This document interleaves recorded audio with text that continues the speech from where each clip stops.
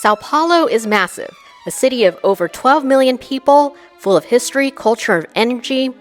On our very first afternoon here, we wanted to get a sense of both sides of the city, the historic downtown and the modern Avenida Paulista. If you're wondering how to spend your first day in São Paulo, this video will give you a perfect plan: history, culture, and stay to the end for some delicious pizza and gelato. Yes, that's right, some of the best outside of Italy. We stayed at the Slaviero downtown São Paulo, where, as the name suggests, is located in the heart of downtown. Bem-vindo! Here is our room for the next 2 days in São Paulo. It's pretty cozy. I like the blue on the walls. Let's take a look of the view from our window. And there you go, there's São Paulo. What are we looking at?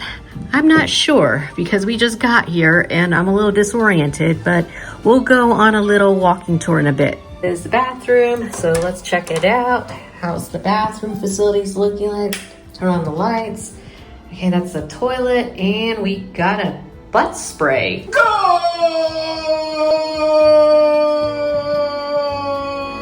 As it turns out, downtown São Paulo is easily walkable. We're going to be productive on our first afternoon with checking out the sights. We're hungry here in São Paulo, so we're going to go look for a place to have lunch before we embark on our afternoon exploring São Paulo. The food scene in São Paulo is pretty vibrant, and because it's kind of late in the afternoon, we wanted something light for lunch. We're going to head over here. It's called Lanchonete, which actually is like a snack bar. It's like a quick service dining where you could get a lot of good street food here, and that's perfect because it's kind of late. It's like 3:30 in the afternoon. Locals like to stop in for quick plates, sandwiches, or fresh juice. Menus are often only in Portuguese, but pointing at what looks good works fine. And don't skip the fresh juice. Brazilians take their juice game seriously. We had a little bit of difficulty ordering in Portuguese, so we did the easiest thing, which was ordering in Spanish. It just felt more natural, so we got a café con leche. Unfortunately, they didn't have the coxinha or the pão de batata, but we got some other stuff. Now, at least they got the pão de queijo. That's what I really wanted. So that's like their cheesy bread. It's very delicious. And then there's these two pastries that I have no idea. We got coffee because we're still trying to adjust to the time. And then there's maracuja, or passion fruit. And that's one of the few words I know how to say in Portuguese, maracuja, because I really like passion fruit. Not bad for street food. I can't believe it. It's practically a real lunch. Now this pastry thingy, it looks like it has cheese and meat in it. Actually, it's like a hamburger or a cheeseburger. And as far as this pastry goes, it's like cheese on cheese. There's two different cheeses. Not to be confused with pão de queijo. Now that we're properly carved up after that visit to that lanchonete, it's time to begin our afternoon in São Paulo. How convenient that there's a map and we're going to hit up as many of those sites as possible.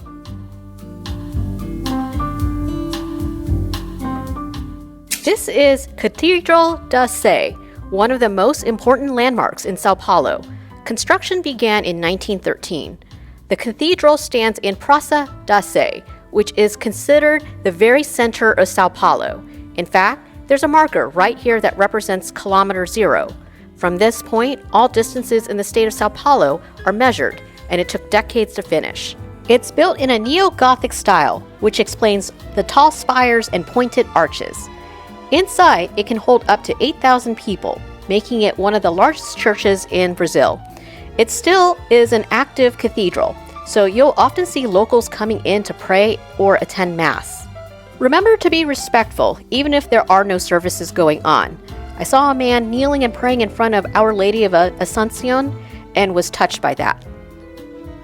I'm standing in front of where São Paulo was born. São Paulo was founded by a missionary, came over in 1554, specifically January 25th, which is the day of St. Paul, hence the name São Paulo, or St. Paul. Yes, specifically this white building is the Pátio do Colégio. There you go, 1554. That's when the city of São Paulo was founded. That bell, well, that signifies the spot where they celebrated their first Mass. The historic center is best explored in daylight. It's busy, fascinating, but it can feel sketchy in some areas, especially after dark. Stick to the main streets and watch your belongings. We kept our time here to the afternoon and felt fine. Yeah, I'm not really sure what they're doing. They're doing some sort of excavation through this downtown area. Is this a bank or is it a museum? This Banco de Brazil building hosts a lot of art exhibits. And why am I in a bank? Well, there's a lot of construction going on the streets, and we had to cut through the bank to get to the other side of the street. I know, little roundabout way. This has to be the coolest detour ever. So it's worth stopping here just for a couple of minutes to take a look. Who needs cash when you have all this artwork to look at? Not sure what this is, but I do appreciate the intricate tiling on it. Now we're outside of the Banco de Brazil. As you can see, they're doing construction, but take a look at the exterior. It's a wonderful example of neoclassical architecture. And just as it's beautiful on the outside, well, you already saw how cool it is on the inside. We're standing in front of the Farol Santander building, which used to be the tallest building in São Paulo, but not anymore. I will do a separate vlog on it, so make sure to subscribe to my channel for that feature.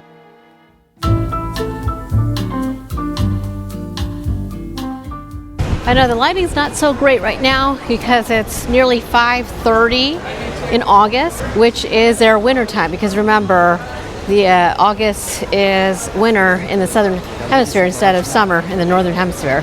This is Rua Constitucional, or Constitucional. Why am I focused on this street? Well, take a look. It's all downhill from here, like literally. I think we're gonna get a bit of a quad workout going downhill. I mean, I am training for a big downhill marathon later this year, but I didn't anticipate doing a training run here in São Paulo my first day. But we're gonna make it down here in one piece, not gonna twist any ankles, fall, wear out our quads. Will you look at that? It's another Lanchonete, but we're still stuffed from our lunch. And at the bottom of Rua Constitionao is Rua Cinco de Março, known for selling a bunch of goods here. This is like a huge shopping area for like cheap goods, Christmas presents, souvenirs. But I don't have to worry about aggressive vendors right now, because that's one of the benefits of doing this walk later in the afternoon and early evening, is that a lot of the vendors are closing up shop. But I have to admit, it is nice to see stores open instead of like everybody buying things online from like Amazon and Temu. Oh, they even have a KFC here. It's chaotic, colorful, and looks like they would be full of bargains. Kind of like a Brazilian version of a bazaar. Just remember, it's crowded, so keep wallets and phones close. Are those Labubus or Lafufus? No, I'm pretty sure those are Lafufus because they're not in the pop-marked box. I'll tell you what's real, and that's the colorful murals reflecting indigenous culture. Straight ahead is the municipal market. This is the largest market in São Paulo. It sells all sorts of foods and then also all sorts of produce and meats, just like any other market. What's amazing is that they say that there are 50,000 visitors who come here every week. They also handle 450 tons of food a day. That's 900,000 pounds of food. I can't wrap my mind around that. So of course, we're gonna have to take a walk in and check it out. A must for food lovers. It's packed with stalls selling fruits, spices, and cured meats. The most famous thing there? The giant mortadella sandwich. We will grab one tomorrow, so make sure to subscribe to my channel for that vlog. Oh my gosh, that's cod, like the codfish. Again, because we arrived here kind of late, close to 6 p.m. There are a lot of vendors starting to close down. However, it looks like the restaurants, or like the ones that are serving food, they're still open. But in terms of like if you wanted to buy goods like nuts, fruits, cod, they're closing down. Yeah, you can get all sorts of frozen meats here. How sad. We got here at the end of the day and everything's closed. However, we're going to try to go up to the second floor to get a good view. Maybe there is some benefit of coming here late. That way we don't have to fight the crowds going up and down the stairs. So this view better be worth it. Here we are up on the second floor.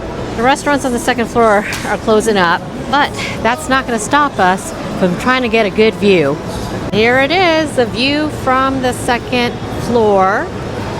Now I can only imagine if we had came here earlier at the peak of the market hours, how crowded this place would be, how bustling it would be. There's some stained glass windows up ahead. Kind of an ironic place to place them because when I think of stained glass windows, I usually think of like churches and cathedrals, not a market. Here's a view that you can only appreciate from the second floor. It's a revolving belt of sausage. You've heard of revolving belt sushi? Well, you get revolving belt sausage here in São Paulo. At least the fruit stands were still opened in the evening, but we were rushing out to get to the other part of São Paulo. We'll revisit the Mercado in the next vlog. After soaking in the past, we switched gears and took a cab to the city's present and future, Avenida Paulista. If downtown is about history, Paulista is about modern São Paulo. It's the business hub, but also home to some of the city's best museums, cultural centers, and shopping. Even though it's winter time, the night's still young. It's only 6:28 p.m. We went from the downtown area and now we're here in front of the MASP, which is their art museum. We're not going to go inside of it because I think it's closed right now because it is late. But we're going to walk around it because apparently the area around it in the evening is pretty lively. So this black building here, that's part of the MASP. Of course, because it's dark, it's blending in pretty well. But you can see the other building because of the red columns. This must be rush hour traffic. After all, it did take us about half an hour to go 3 miles. So maybe we'll visit the MASP either tomorrow or the following day during its operating hours. This is the plaza area outside of the MASP. I can see some street performers behind me, but it looks like they're taking a break. They're not juggling. They're just taking a break. However, we came over here for the view. So let's take a look.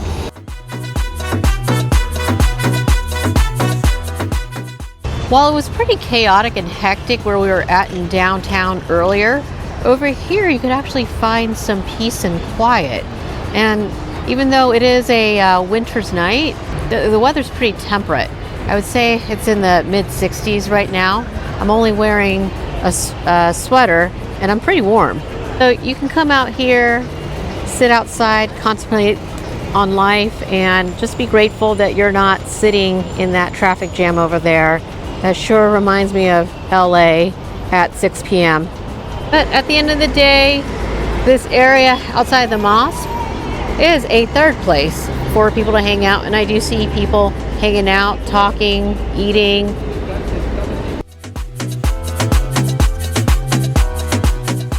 Over here is Avenida Paulista. It's one of the major streets and it feels very metropolitan over here, especially with the lights over there.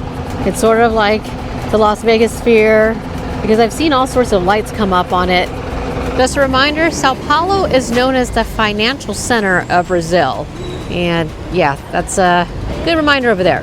Now we got a better view of the FIESP. That's the building that I thought resembled the Las Vegas Sphere in that it's all lit up. Not that it's a sphere or anything.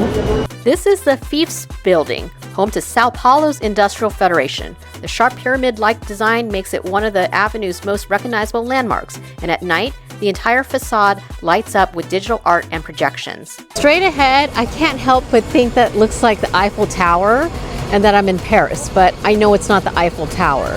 Here's another look at the FIESP. Pretty cool light show. I like that design. Oh, that's kind of dreamy there. Am I in Vegas or am I in Paris? The lights on Avenida Paulista are enough to get me confused as to where I am. That's a shopping mall. I want to go in there, but it is kind of late in the evening, so I don't know what's actually still open.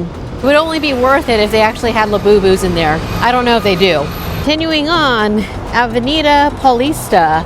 So you see more high-rises. That is the most interesting McDonald's I've ever seen. I can't tell what it's supposed to be. It almost looks like a Happy Meal because those arches there looks like the handles on the Happy Meal boxes when I was growing up. But at the same time, it looks like some sort of manor because you see the columns and the balcony. So what is this, like a McDonald's mansion? Only on Avenida Paulista would you see a McDonald's intricately designed like this. So it's either a McDonald's Happy Meal box or a mansion, a McMansion. We're gonna end our evening walk here at Carlos. Sao Paulo has a huge Italian community and the city is obsessed with pizza. Locals say their pizza rivals Italy's, so let's see if Carlos is up for the challenge. We picked it because we heard that they have good pizza. And yes, I know before you think, hey, we came all the way to Brazil for pizza? Brazil has a large Italian population. They say that they have the largest Italian expat population, and guess what? They brought pizza with them. Now this isn't like pizza that you get from Pizza Hut or Domino's. I mean, it's pretty exotic and fancy. Got eggplant, 4 cheese with mozzarella, ricotta, gorgonzola, and parmesan. Yeah, they don't serve that at Domino's. Pesto margarita, zucchini, special tono, marinara, burrata. Oh, I love burrata. That's like my favorite cheese. I really like the vibe of this pizzeria. So fancy. They have olive oil at the table. And then you just gotta take a look at the architecture on the inside. It's like a pyramid, but it's a pyramid built out of wooden slats. So you kind of have that feel that you're in the Amazon or something. But we're not in the Amazon jungle. Instead, we're here at an elegant pizzeria, middle of Sao Paulo. They brought out our pizza pretty quickly, I would say 10 minutes. We ended up getting the Marina, which contains Colégio cheese, cured pork loin, and oregano. That's a combination you don't see in the US. Of course, my husband had to get a Caprina, the signature cocktail here in Brazil. Why? To celebrate our first day in Sao Paulo. I guess they don't have pizza cutters here, so I'm gonna go with a fork and a knife here. Oh, this is a pretty sharp knife. It's just cutting right through it. Sure, it did take some surgical precision to cut up the pizza, but the effort was worth it. I enjoyed the crispy crust and the elegant toppings. This was definitely one of the more memorable pizzas I've had. Actually, I don't think you're supposed to pick it up and eat it with your hands like you do in the US. I see everybody cutting it with a fork and a knife, eating it properly like you are. Great pizza place, highly recommended. And as we were leaving, I noticed that there were no tables opened left. So this is definitely a legit place. Now, in keeping with the Italian theme for dessert, we're here at Alberi de Gelato. Everything is written in Portuguese, but I'll try to figure this out. Or you know what? Or just take a chance. They all look good. Can't go wrong with any of these flavors. I mean, they got the classics like chocolate, passion fruit. We ended up getting passion fruit or maracuja because, you know, that's my favorite. Caramel salto or salted caramel. And then a flavor called moringa. Not sure what that is. It just looked interesting. Okay, gonna try the moringa. How's that taste? Super fresh. Like, you can tell they're using real fruit to make this. Thanks to Google Translate, it found out that moringa means strawberry in Portuguese. So not quite as exotic as I thought it was going to be. But let's give it a try. Normally I find strawberry to be pretty basic, but you know what? That strawberry is really fresh. And you know they use real passion fruit for this because you can see the seeds. Normally when I get gelato in the US that's passion fruit flavor, you don't see the seeds. And the salted caramel, it's not overly sweet, it's just perfectly sweet, and it's rich. This gelato shop is so dedicated to maintaining a healthy planet that their cups are actually compostable. So we're gonna put it right here. Yay. Here's a tip. You can use the rideshare app 99 for a taxi, which was affordable compared to Uber in LA. And that was just day one. In a single afternoon, we went from the birthplace of Sao Paulo to its modern heartbeat on Avenida Paulista. Old and new, side by side, that's what makes the city so fascinating. But we're only getting started. In the next video, we'll dive deeper into Sao Paulo's neighborhoods, its food culture, and some surprises you don't want to miss. So hit subscribe, and let's keep exploring Brazil together.